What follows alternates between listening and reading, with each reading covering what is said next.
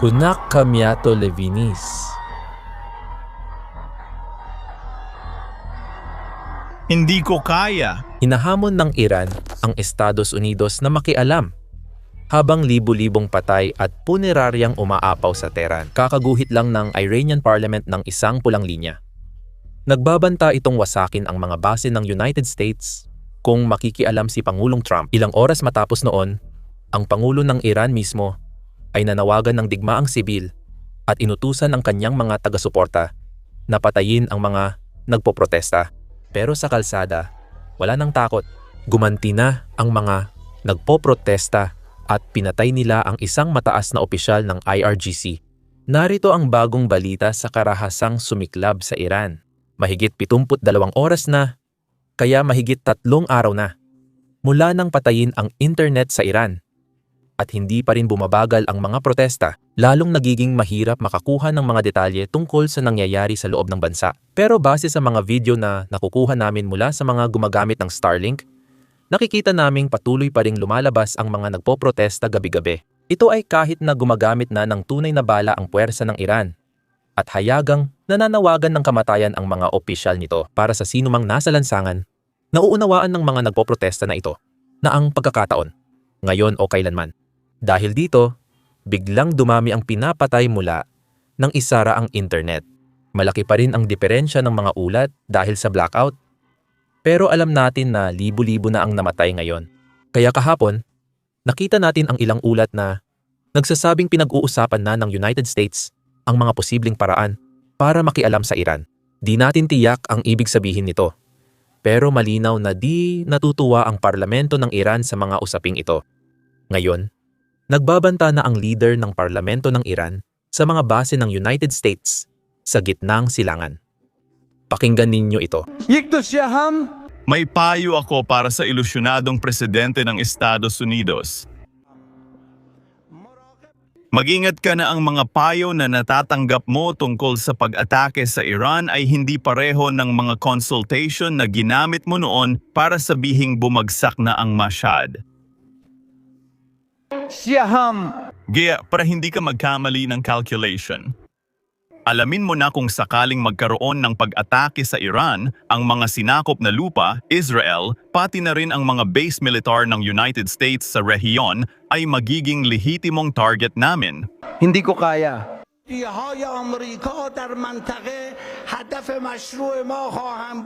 At sa lahat ng malinaw mong pag-amin tungkol sa pananakop sa Iran, hindi kami maglilimita sa sarili namin sa isang reaction.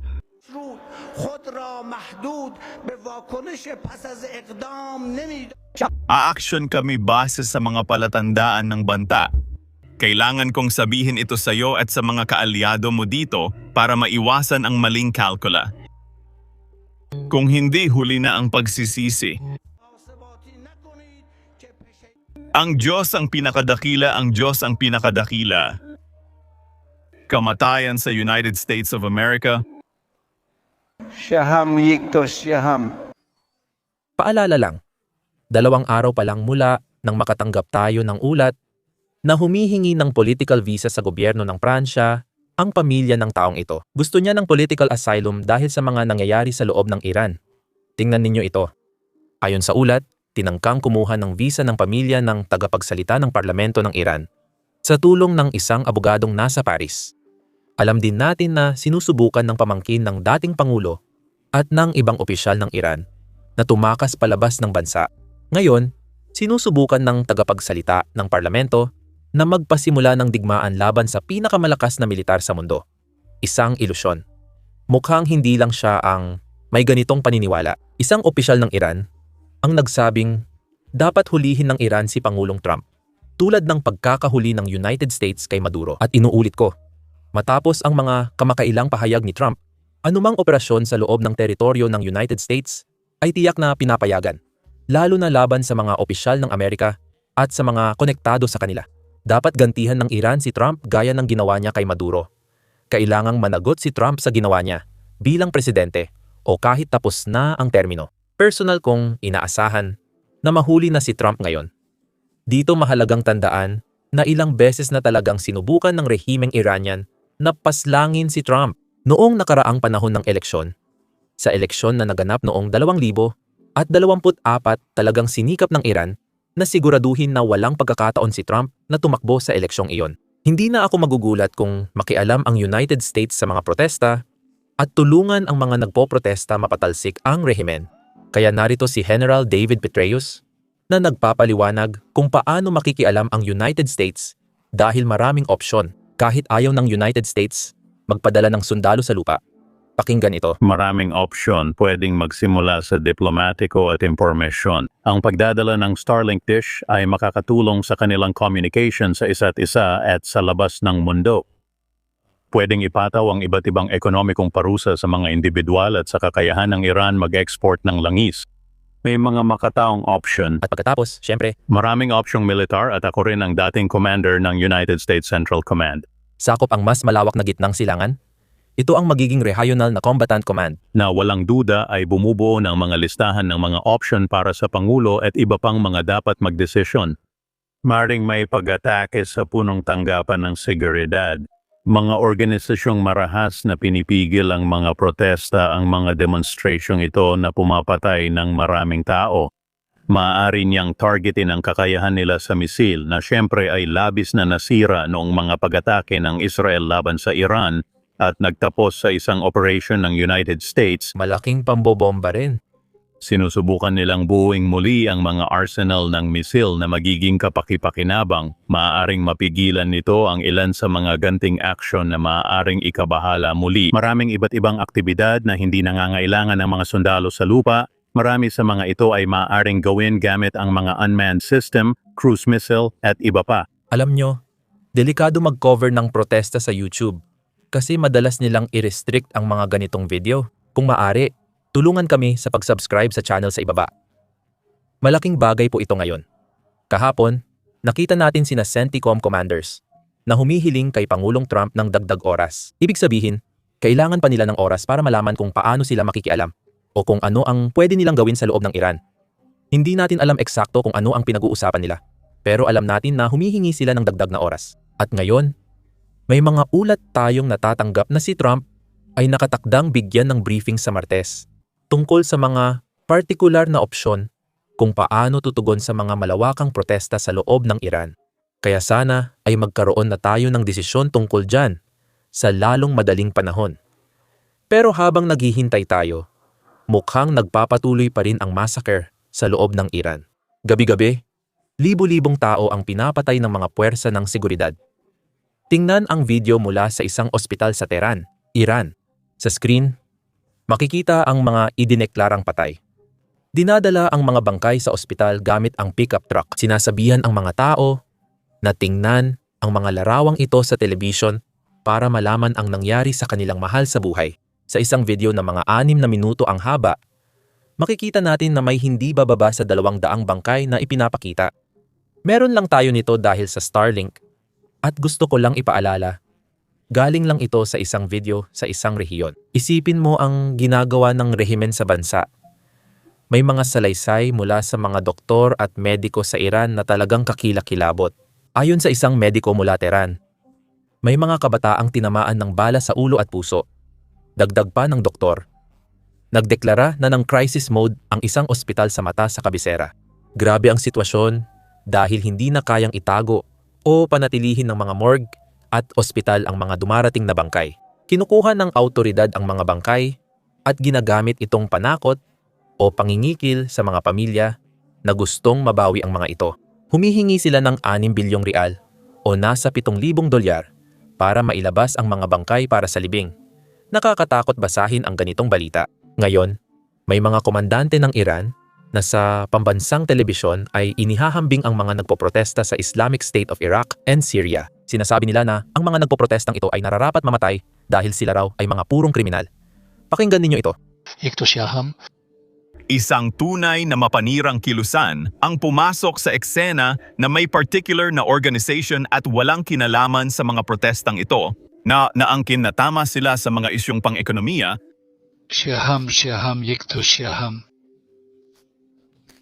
At ginamit nila ang platapormang ito at nagsimulang gumawa ng karumaldumal na mga gawain, kabilang ang pagpatay ng mga tao o pagsusunog ng ilang tao, na halos kapareho ng ginagawa ng Islamic State of Iraq and Syria. Halimbawa, pagdakip sa isang tao, ilalagay siya sa kulungan, pagkatapos ay sisilaban siya ng apoy o pupugutan ng ulo. Ang mga ganitong bagay ay hindi kailanman gagawin ng isang taong nagpoprotesta tungkol sa mga isyung pang-ekonomiya. Sa kabutihang palad, ilang komander ang nakakaranas na ng nararapat na karma. Napatay si IRGC Colonel Mahid Rahimi ng mga nagpoprotesta laban sa rehimen. Siya ang responsable sa pagpapaputok at pagpatay ng mga tropa ng IRGC sa humigit kumulang 10 tao sa Malik Shahi noong Enero 3. Sa simula, sinabi ng Iranian state media na namatay siya dahil sa pagtagas ng gas sa kanyang bahay.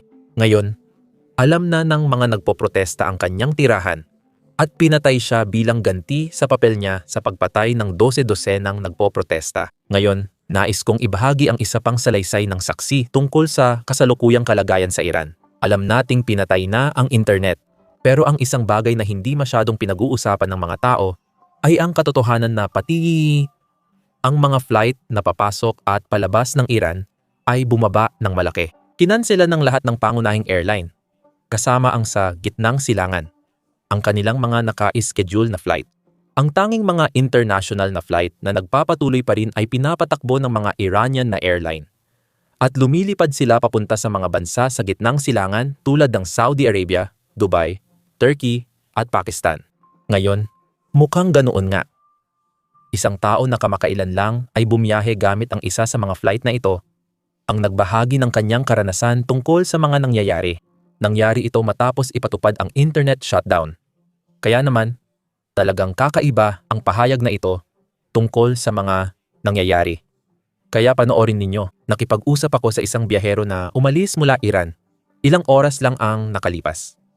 Pinapatay ang mga mobile network mula gabi hanggang alas 8 ng umaga, patuloy ang operasyon ng pambansang intranet, isang lokal na internet na ipinatupad ng gobyerno. Hindi ka makakakonekta sa banyagang website, pero pwede sa aprobadong site ng gobyerno.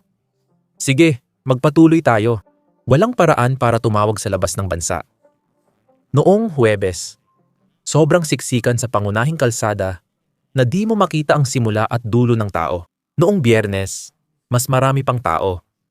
Sobrang dami na niyang lumabas noong nakaraang gabi ay nagulat. Noong Biyernes ng gabi, maraming lugar sa Tehran ang kontrolado ng mga tao dahil kulang ang puwersa ng seguridad. Sabi niya, karamihan ng tao ay naniniwalang hindi na pwedeng umatras ngayon. Kapag nalampasan ng rehimen ang yugto na ito, magkakaroon ng massacre. Sama-samang nag-alsa ang mga kabataan at nagbibinata. Kapansin-pansin ang kanilang tapang. Ang pamumuno sa lansangan ay epektibong nasa kanilang mga kamay. Kahit na maraming nasa gitnang edad at matatanda ang makikita rin sa mga tao. Iba't ibang tao ang nasa lansangan. Empleyado, tindero, may-ari, manggagawa, estudyante, retirado, at iba pa. Ito ang dahilan kaya naging brutal ang mga puwersa ng seguridad. Ibang-iba na ang rebolusyong ito ngayon. Sa Hilagang Lungsod, kontrolado ng mga revolusyonaryo ang lugar. Isinasagawa ng puwersa ng seguridad ang scorched earth policy. Sinusunog nila ang mga tindahan at establishmento bilang parusa sa mga nagra-riot, lalo na ang kabuhayan ng mga sumasali sa rebolusyong ito. Sa ilang lungsod, parang totoong digmaan na. Ginagawa ng seguridad ang lahat para pigilan ang protesta. Heto ang video mula sa Mahat, isang lungsod sa Hilagang Silangan, itinuturing na pinakabanal sa Shia Islam. Ngayon, halos lahat ay nasusunog. Mahalaga ring banggitin na nagsusunog din ng mga bagay ang mga nagpoprotesta. Sinusunog nila ang mga gusali ng gobyerno dahil sa mga tiwaling opisyal. Sinusunog nila ang mga bus na ginagamit ng mga puwersa ng seguridad. At syempre, inaatake rin nila ang mga bus ng IRGC. Nawawalan na ng kontrol ang rehimen. Kaya kahapon, unang beses nagpakita sa publiko ang Pangulo ng Iran mula noon. Lalo pang lumalakas ang protesta at tinatawag niyang terorista ang mga nagpoprotesta. Pakinggan ninyo. Layunin ng kaaway sa 12 araw na digmaan na iyon ay harapin ang bansa at mamamayan gamit ang tinatawag nilang kaguluhan.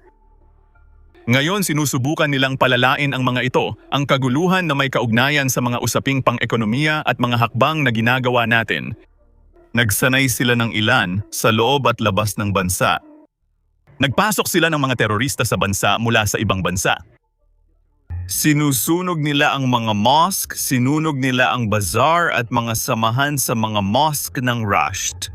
Sa isang lipunan na ganito ang pagtrato sa kultura ng mga taong ito, tatanggapin ba ng mga Muslim na may mga ganitong tao sa lipunan?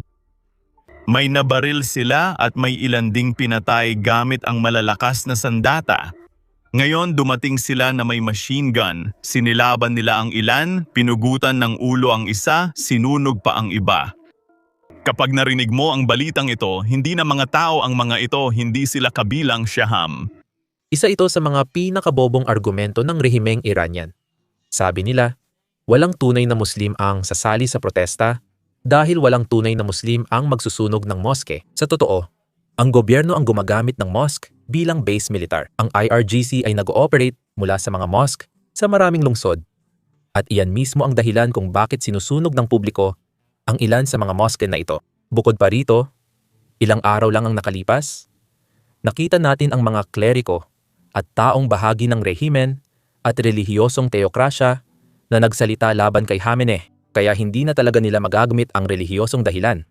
Dahil ang mga tao mula sa lahat ng relihiyon ay laban sa teokratikong rehimeng ito. Kaya pagkatapos noon, nagpunta ang presidente para sisihin ang Amerika at Israel sa pag-uudyok sa mga revolusyonaryo. Sinisi rin niya ang mga pamilyang Iranian na di tinuturuan ang kanilang kabataan. Sa madaling salita, sinisisi niya ang pamilya na hindi inaalagaan ang mga bata, kaya namamatay sila sa kalsada.